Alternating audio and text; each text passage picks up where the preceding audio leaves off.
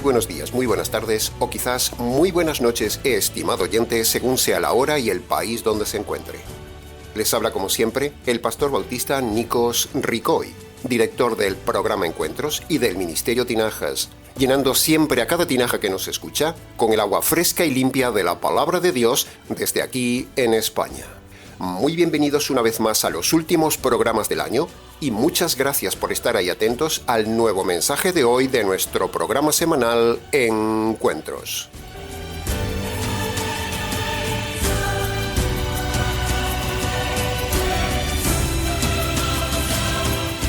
Estamos ya, estimado oyente, en el tercer programa de la serie de estudios expositivos de Isaías capítulo 53, con los que terminaremos el año.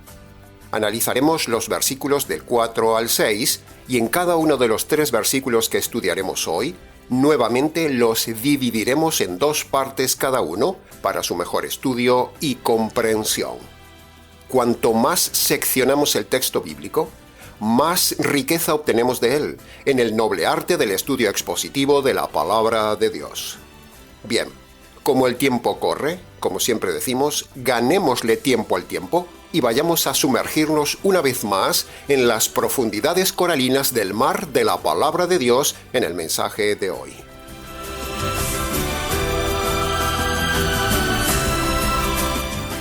Entremos entonces en el análisis y comentario del primer versículo. Isaías capítulo 53, versículo 4, en su primera parte dice: Él llevó nuestras enfermedades y sufrió nuestros dolores. Punto número 1. Dicen los lexicólogos que la palabra hebrea kolí, que aquí se traduce enfermedades, literalmente también significa aflicción, quebranto, angustia y cosas similares del alma. Pero muchos han tratado de forzar la interpretación de este verso 5, como enseñando solo que Jesús curó las enfermedades físicas de los hombres con su muerte. Pero aquí no se habla de las enfermedades físicas de los hombres. Eso es una interpretación forzada y tendenciosa de los pentecostales por culpa de no tener en cuenta el contexto espiritual del tema. Enfermedades aquí es un modismo hebreo para hablar del pecado del hombre, pero no de enfermedades físicas del hombre. De hecho, cuando usted lee y analiza Isaías capítulo 1, versículos 5 y 6, usted verá que ahí, al inicio mismo del libro y en el resto de los versículos subsiguientes, Isaías habla directamente de la enfermedad interna, integral y total del alma del hombre. Lea esos versículos, por favor, estimado oyente. Por lo tanto, al llegar al capítulo 53, la sanidad se refiere a la del alma, y esa sanidad se producirá por medio de la obra del Mesías en la cruz, que quitará las enfermedades, es decir, quitará los pecados del alma del hombre. Esa es la correcta interpretación. Las enfermedades son los pecados del alma. De hecho, así mismo lo interpretó también Pedro en 1 de Pedro capítulo 2, versículo 24, cuando, tomando como referencia este mismo texto de Isaías, Pedro dice: Cristo llevó nuestros pecados en su cuerpo sobre la cruz. ¿Ve? Ahí lo tiene, estimado oyente.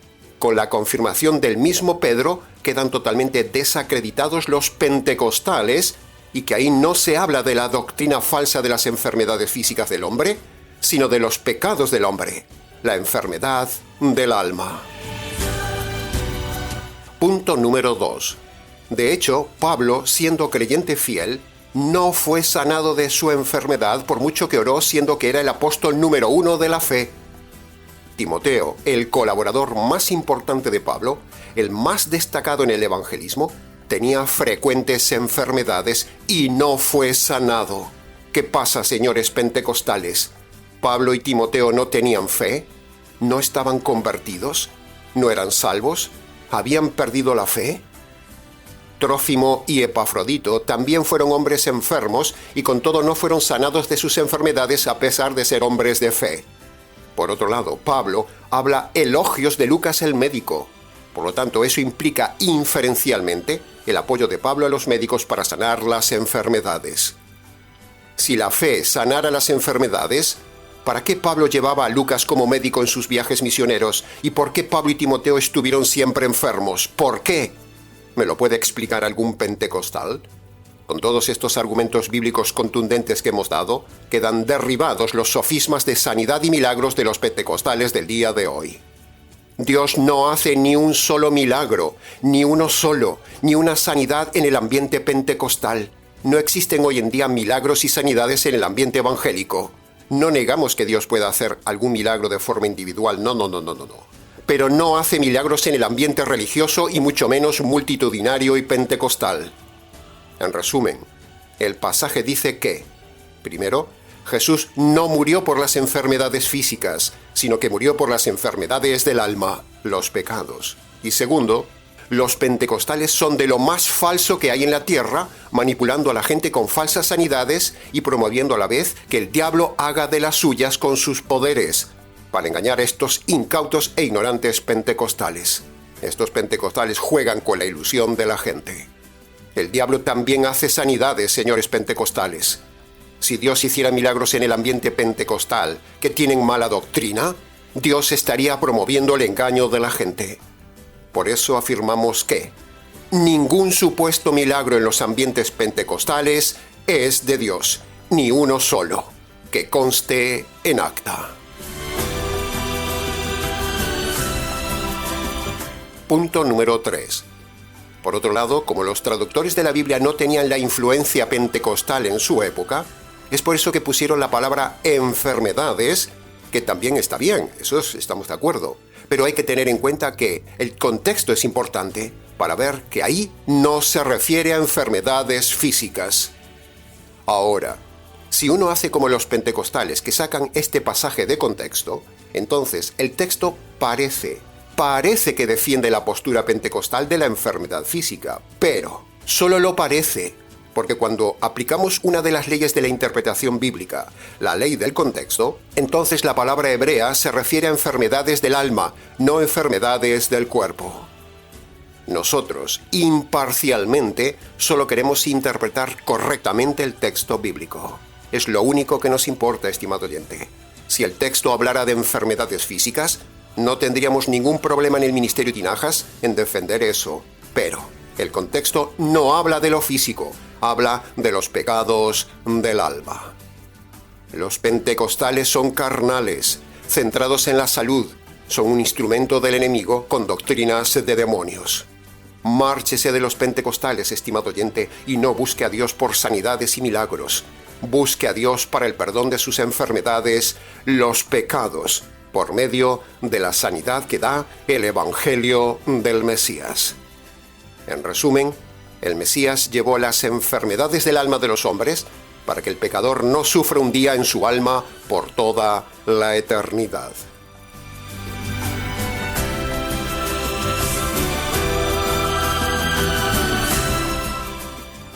Pasemos ahora a la segunda parte de Isaías 53:4 que dice: Nosotros le vimos azotado, herido y abatido por Dios. Azotado, herido y abatido, dice el versículo 4. Herido, molido y castigado, dice el versículo 5. ¡Wow! Impactante lo del Mesías. Punto número 1. Señoras y señores oyentes, el que mató al Hijo de Dios fue Dios el Padre en complicidad con el Espíritu Santo. Cuando el texto dice abatido por Dios, es como cuando la policía abate a un delincuente y lo mata. De la misma manera, estimado oyente, la justicia divina abatió al Hijo como si fuera un delincuente en sustitución del hombre delincuente. No fueron los romanos los que abatieron al Señor Jesús, no. Los romanos solo lo crucificaron. No fueron los judíos los que abatieron al Mesías, no. Ellos ni siquiera lo tocaron, solo lo entregaron. No fue el diablo tampoco quien mató al Hijo. Eso sería orgullo y vanidad para él. Ni tampoco fueron los ángeles buenos, por supuesto. Solo queda un candidato. El que abatió, el que ejecutó, el que mató al Hijo de Dios como delincuente, fue la justicia divina en la mano implacable del juez, el Padre, en complicidad con el fiscal, el Espíritu Santo, cuando ambos descargaron la ira divina para satisfacer la justicia que despierta a todo hombre ante Dios.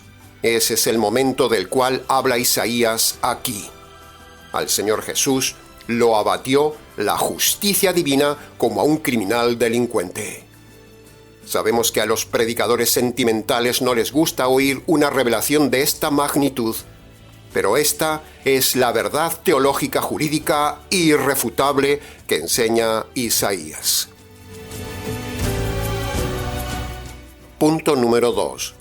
En la cruz solo cabe uno, estimado oyente: usted o el Señor Jesús. Imagínese que usted fuera el único habitante de la tierra que hubiera pecado. Entonces, el Señor Jesús, al ocupar su lugar, sería el que en la cruz recibiría la justicia y la ira de Dios que usted merece de parte de Dios. Así de lógico y contundente. Lo entiende un niño que ya usa la razón, pero no lo entienden los teólogos sensibleros sentimentales y falsos del día de hoy, que le dan la honra a los judíos o a los romanos, diciendo que ellos mataron al Hijo de Dios. El hombre no puede matar al Hijo de Dios. Es un ser eterno y perfecto. Lo mata el Padre Dios. Los hombres lo mataron en sus corazones, pero no físicamente. Por eso hemos titulado este mensaje La sustitución del Mesías, porque en los 3 pasajes de hoy es lo que se repite vez tras vez: la sustitución del Hijo del Hombre por el hombre delincuente, hombre por hombre. Así que mírelo de esta manera, estimado oyente. En la cruz solo cabe uno: usted o él. O muere usted por sus injusticias, o muere él sustituyéndole, recibiendo por usted la justicia divina de sus injusticias. Mírelo así, mírelo jurídicamente. Tiene también en el canal un vídeo relacionado con este tema, titulado ¿Quién mató a Jesús? Lo dejaremos abajo en la descripción del vídeo para que lo vea como complemento al mensaje de hoy y no se haga aquí muy extenso el mensaje. Bien, queda así explicado detalladamente lo más importante de todo el versículo 4.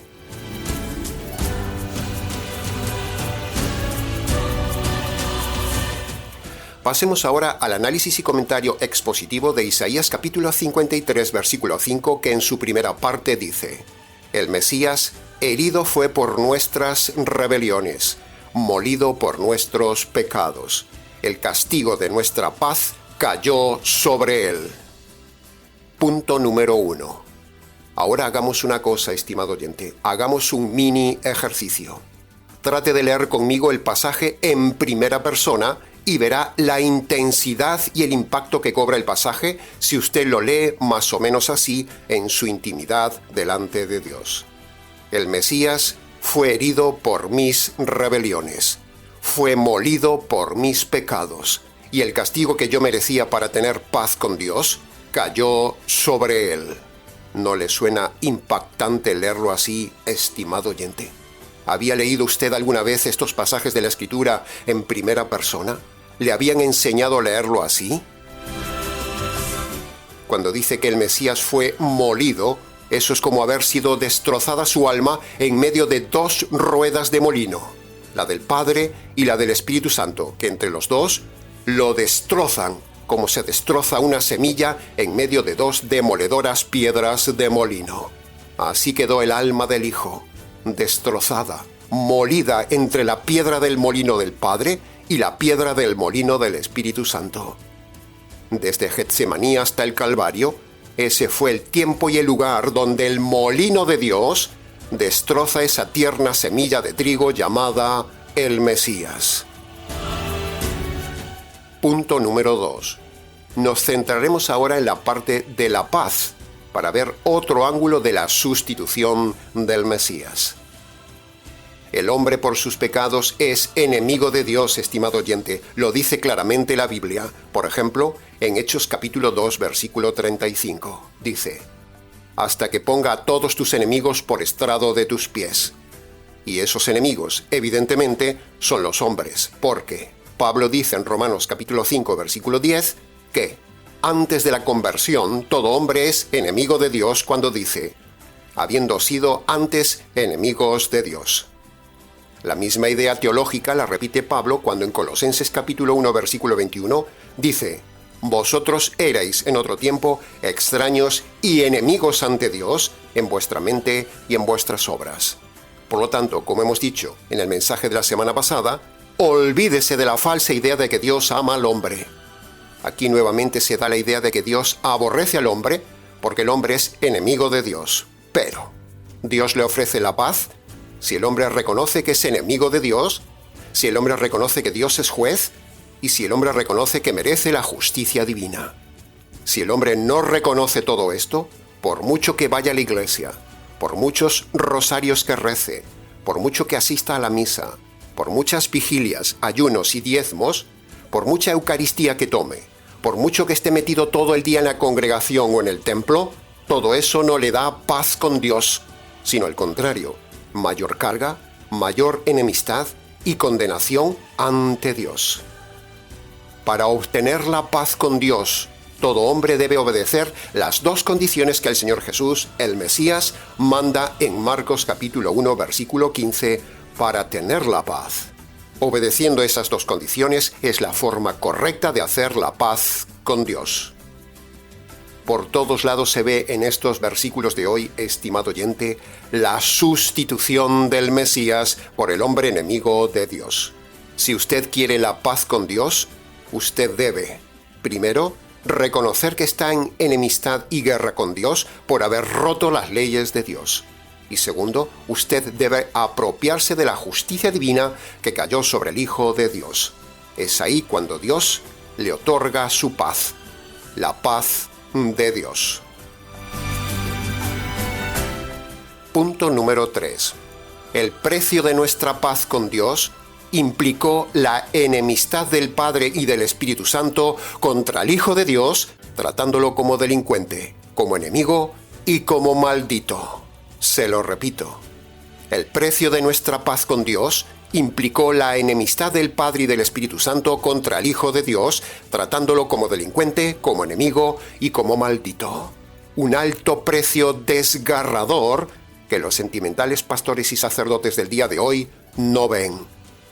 La paz del hombre con Dios implicó previamente la guerra contra el Hijo de Dios, donde el Padre y el Espíritu Santo atacan al Hijo y lo matan, porque el Hijo es el sustituto del hombre. Como usted desprecie este mensaje, estimado oyente, le caerá un día a usted toda la guerra de Dios, toda la ira de Dios, toda la artillería de Dios sobre usted y lo matará en la eternidad. Tiemble, tiemble, estimado oyente. Tiemble porque el hombre sin evangelio jurídico, sin correcta conversión, sin este mensaje de Isaías, es nada menos que enemigo de Dios. ¿Se da cuenta de la dimensión de este punto donde el Mesías se pone como enemigo de Dios por usted? Si usted no se ha convertido por medio del evangelio jurídico de Dios, usted es enemigo de Dios ahora mismo. Si usted no ha hecho correctamente la paz con Dios por medio del Evangelio, usted es ahora mismo enemigo de Dios. Si usted ha hecho una oración de fe, usted es enemigo de Dios. Si usted va a misa, usted es enemigo de Dios. Si usted confía en el bautismo, usted es enemigo de Dios. Si usted está en una secta, iglesia, religión o denominación o bajo algún método de salvación que no sea el evangelio jurídico, usted es enemigo de Dios. Todos los católicos, todos los pentecostales, todos los adventistas, todos los calvinistas reformados, todos los unicitarios, todos los bautistas liberales, todos los testigos y todas esas sectas de mega iglesias, todos están en guerra con Dios, son enemigos de Dios y engañados por pastores y sacerdotes que le mostraron una paz falsa basada en un evangelio falso con doctrina falsa. Pero pastor, usted habla como si fuera el único que tuviera la verdad. Bueno, afortunadamente no somos los únicos, estimado oyente, que tenemos la verdad. Pero sí es objetivamente real que somos de los pocos que tenemos la verdad, y una de esas verdades que decimos es que todo aquel que no se ha convertido por medio del verdadero evangelio jurídico aún es enemigo de Dios y no hay paz con Dios. No hay paz para los que tienen mala doctrina, dice Isaías capítulo 48, versículo 22. Y Jeremías capítulo 6, versículo 14 dice que hay falsos pastores que dan falsa paz. Nosotros tenemos la verdad y anunciamos la verdad de los profetas, del Señor Jesús y de los apóstoles. Alguien tiene que tener toda la verdad, estimado oyente. La verdad tiene que estar en alguna parte del planeta. El Espíritu Santo está en el mundo para enseñar toda la verdad a la verdadera iglesia. Por lo tanto, todas esas sectas y religiones que hemos nombrado antes, por sus malas doctrinas, evidencian que no tienen la verdad ni le dan a usted la verdadera paz con Dios. Así que escuche este mensaje, estimado oyente, se lo rogamos, y márchese de esas iglesias que hemos nombrado antes, donde le ofrecen falsa paz, por medio de métodos errados como la oración de fe, el ayuno, las vigilias, la Eucaristía, la misa, la confesión a un sacerdote, el diezmo, estar todo el día en una congregación y un largo etcétera. Todo eso le genera a usted aún más guerra ante Dios, y son métodos que generan una paz falsa.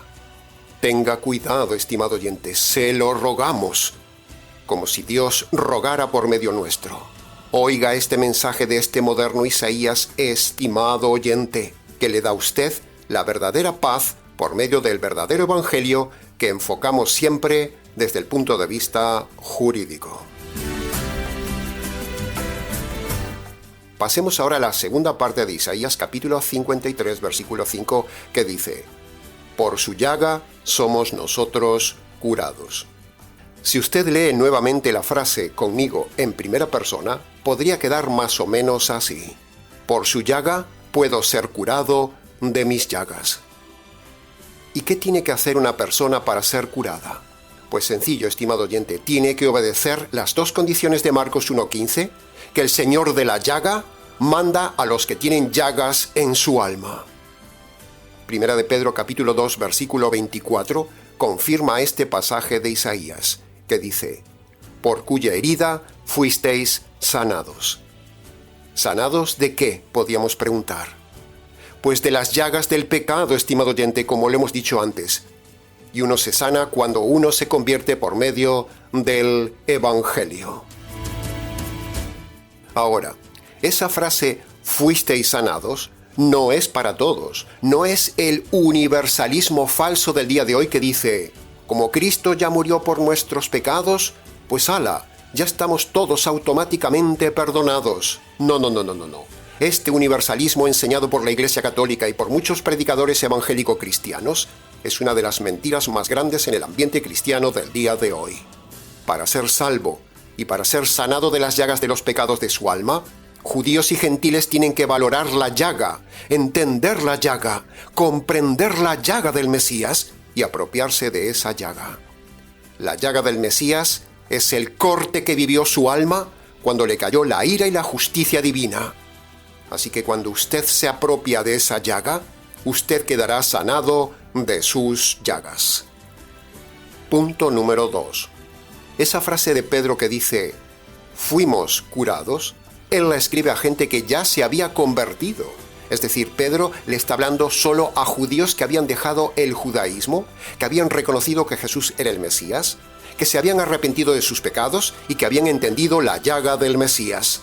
Solo esos son sanados, no todo el mundo. Por eso cuando los pastores leen a la congregación en general este pasaje de Pedro, como si fuera para todos, les están engañando por no explicar que la llaga del Mesías y que la curación para ser curados de las llagas de uno debe ser previamente creer en el significado de la llaga del Mesías. Fíjese qué ridículo que hacen los pastores del día de hoy cuando leen este pasaje a una audiencia donde hay políticos, sicarios, ladrones, fornicarios, gente en unión libre, hombres y mujeres en adulterio, mujeres sensuales, jóvenes inmorales, gente de mala vida, gente simplemente asistente religiosa, todo un universo de mala gente metida en la iglesia, y los pastores le dicen que han sido curados. ¡Hipócritas mentirosos! ¿Cómo van a decirles a esa gente que han sido sanados por Cristo si esa gente perversa en la iglesia son vidas diarias en pecado sin comprender lo que significa la llaga desgarradora del Mesías? ¿Se da cuenta de lo que hay metido en las iglesias del día de hoy, estimado oyente? Sin conversión no hay sanidad del alma.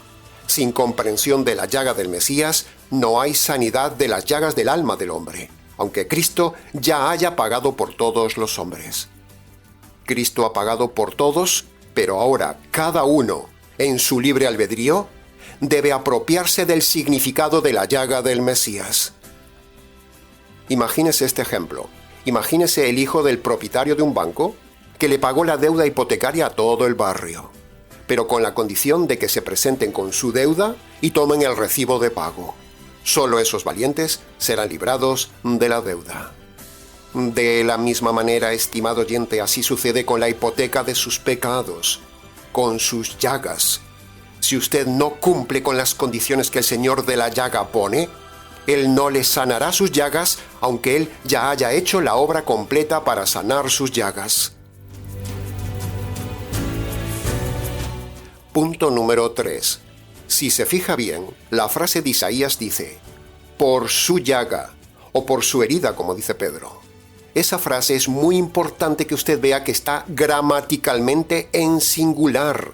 La frase no dice por sus llagas, no, como si hablara de varias llagas en el cuerpo del Mesías, no. El texto no dice por sus heridas, sino que el texto habla en singular, dice por su llaga o por su herida. El texto habla en singular, por su llaga somos sanados. Como ya hemos dicho antes, la herida, la llaga de su alma, el corte de su alma, el desgarro de su alma, fue haber sido separado de la unidad eterna que tenía con su familia divina. Esa es la llaga que nos salva a nosotros cuando nos apropiamos por medio de la fe de esa obra que hizo Él en la cruz. A propósito de esto, le decimos que tiene también otro vídeo en el canal titulado Desde Getsemaní hasta el Calvario, donde hablamos más extensamente de este tema de la llaga del Mesías. Le invitamos a escucharlo para no hacer aquí muy extenso este mensaje de hoy. Bien, hasta aquí entonces con lo más importante, detallado y significativo de todo el verso 5.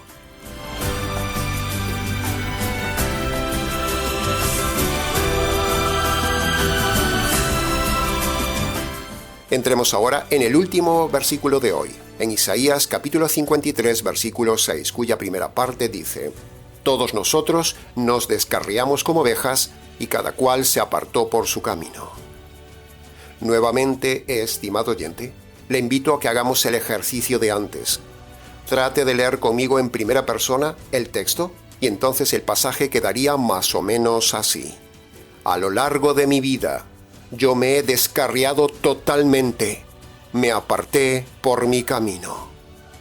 ¿No le parece intenso este ejercicio de lectura que hemos hecho varias veces en el día de hoy leyéndolo en primera persona?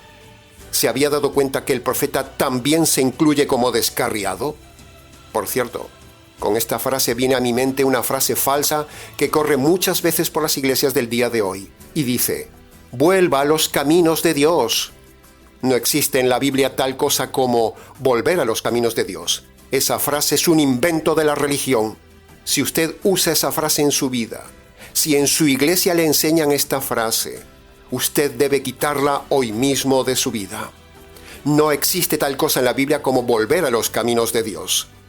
En realidad, la persona que dice, yo he vuelto a los caminos de Dios, en realidad esa persona nunca estuvo en los caminos de Dios, ni aún lo está. La Biblia dice que todos los hombres desde su adolescencia están ya automáticamente descarriados y perdidos. Lo primero que hace el hombre tan pronto tiene conciencia en su adolescencia es pecar. Por lo tanto, el hombre está apartado de los caminos de Dios desde el origen. Pero solo cuando se convierte por medio de las dos condiciones del evangelio jurídico, ahí es cuando entra por el camino estrecho y empieza a caminar la verdadera vida con el Señor del camino. Si usted está en alguna iglesia que le enseña eso de «vuelva a los caminos de Dios», le están engañando con esa frase. Toda iglesia que enseña esa frase implica que tiene mala doctrina y segundo, porque como ya dijimos, esa frase es falsa, no existe en la Biblia. No existe tal cosa como venir, marchar, volver, marchar, volver. Eso es falso. La gente que dice que ha vuelto a los caminos de Dios, en realidad, esa gente nunca estuvo en los caminos de Dios.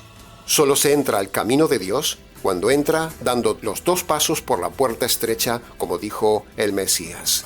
Primer paso para entrar al camino de Dios es el arrepentimiento, es decir, reconocer los pecados y abandonarlos. Entre ellos, salirse de las iglesias falsas. Y el segundo paso, toda persona debe entender lo jurídico de la salvación y apropiarse de la justicia divina caída sobre el Hijo en la cruz por el pecador delincuente y sus injusticias. Solo así, por medio de estos dos pasos, usted, por primera vez, entrará al camino de Dios, no a los caminos, al camino estrecho de la vida cristiana con el Mesías.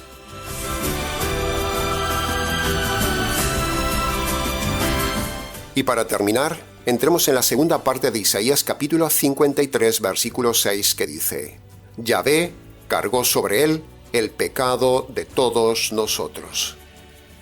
Nuevamente, y ya para terminar, por favor, hagamos el ejercicio de leerlo en primera persona y quedará más o menos así. Dios cargó sobre él todos mis pecados.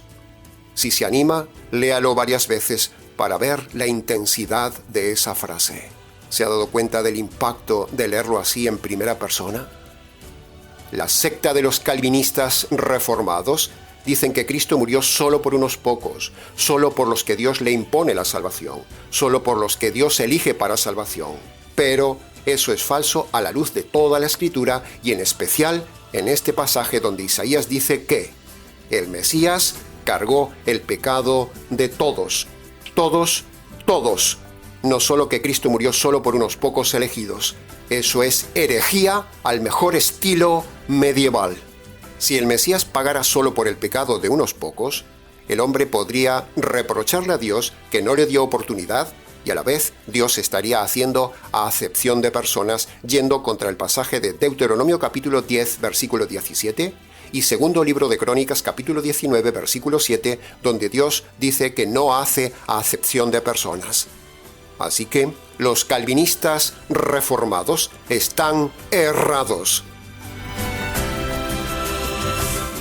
Cuando en el verso 6 vimos que dice «todos los hombres están descarriados», esa palabra «todos» es la misma para la frase de «el pecado de todos». Eso infiere que el Mesías murió por todos los hombres porque están todos descarriados y no murió solo por unos pocos.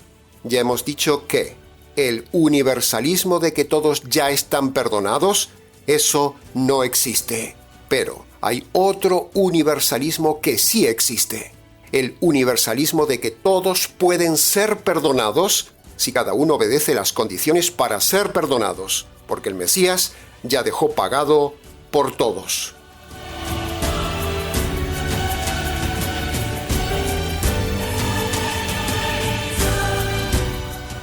Y para terminar, le recordamos, estimado oyente, que Isaías capítulo 53 es la profecía que se cumple desde Getsemaní hasta el Calvario, donde el alma del Mesías fue desgarrada en llaga cuando en él fue clavada la espada de la justicia divina por causa de nuestras injusticias. Esa es la llaga por la cual usted puede ser sanado si usted primero reconoce de forma concreta y abandona sus pecados, y segundo, usted se apropia por la fe de la justicia caída sobre el alma herida del Mesías. Entonces, con estas dos obediencias, Dios declarará a todo hombre inocente, justo, perdonado, sanado en su alma y salvo.